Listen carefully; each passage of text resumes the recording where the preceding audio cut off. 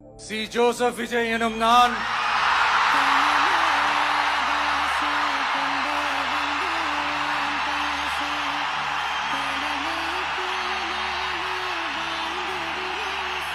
சட்டப்படி அமைக்கப்பெற்ற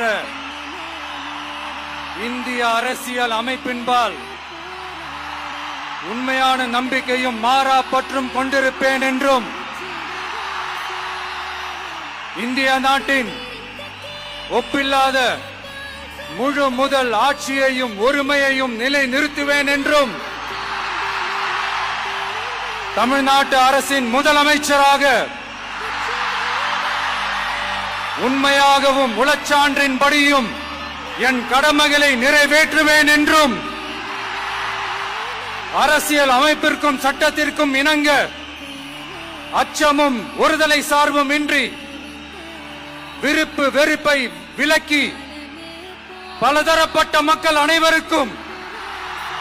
நேர்மையானதை செய்வேன் என்றும் ஆண்டவன் மீது ஆணையிட்டு உறுதிமொழிகிறேன்.